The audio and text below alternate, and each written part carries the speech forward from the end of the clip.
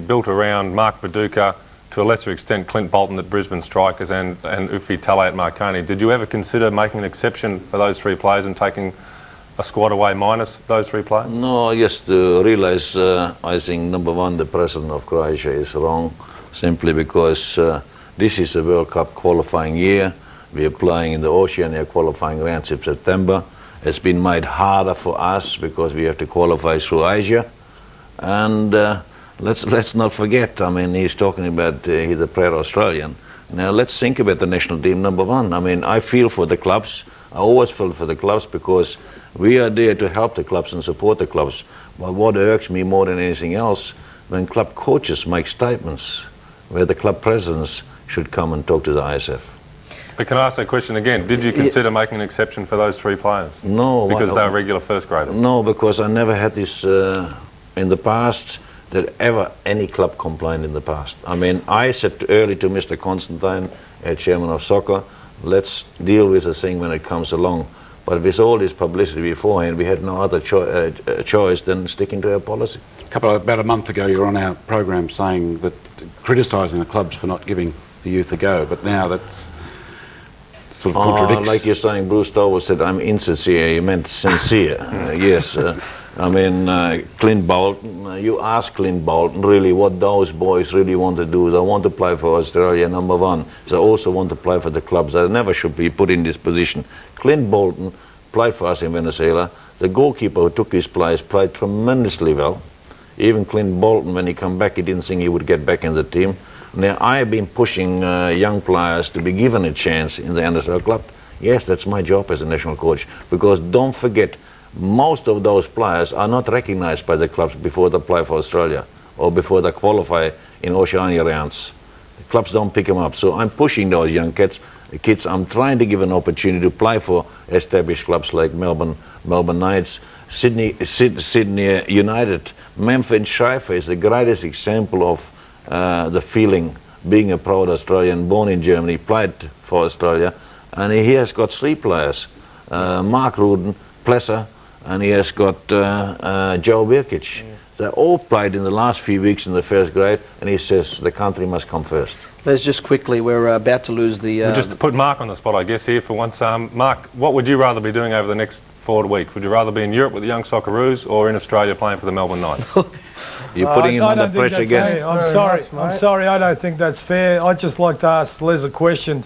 Does he think that the competition or the games that he'll be playing in Europe are any tougher than, or any better or any tougher than our NSL teams that will be playing the last 5 Seeing rounds? that I'm a coach, I can clarify that very well.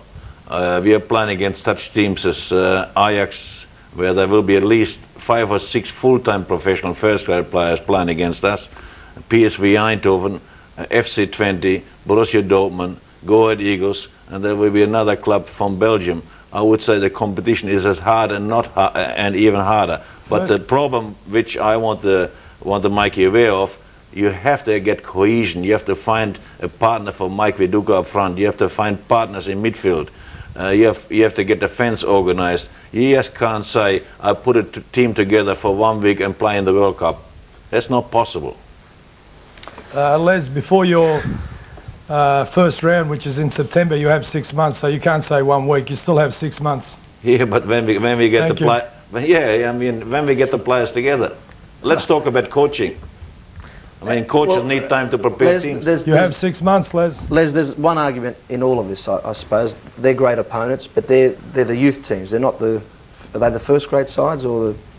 They're reserve grade sides. I mean, they got a squad. Is there an argument to say that if you had them in camp for 2 weeks in Melbourne and played all the NSL teams during the week and released the players on weekends to play for the NSL clubs, is there an argument for that as well? No, seeing that you've been an ex-player, you're still a player. I mean, you need teams to get away together, get to know each other on and off the park. You need discipline on and off the park. You need to find the right tactics for those players, which suits them. There's so many things they have to get used. They have to get used to each other. I don't take them for the sake of taking the boys away.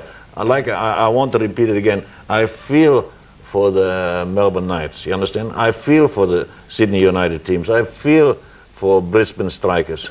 but there's no other way. And we can't take him away in January because it's too cold. We can't take him in February because it's still snowing. The only time we can take him away in March, because in April you have the playoffs. So I think we're doing the best thing possible under those circumstances. We'll get some closing comments from the Melbourne studio before the bearer drops out. Any final comments, Mark, Angie? Well, I just have, I'm sorry to keep this point up that Mark is going to miss 9 games now. I'd just like to ask Les, when we allowed Mark to go to Venezuela and Mark missed 5 weeks, did the Melbourne Knights say one word? We're not complaining about the kid's got to go, we're just complaining about the timing. And every club will complain about the timing of this tour because it's done virtually 4 weeks before the finals. He's going to miss the last 4 weeks before the finals.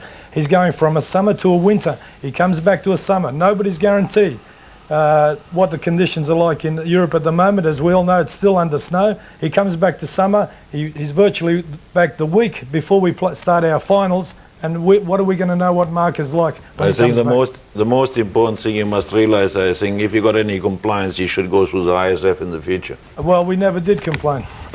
Angie, Not when he went for 5 weeks anyway. Ange Cimera, the president of the Melbourne Knights, and Mark Viduka.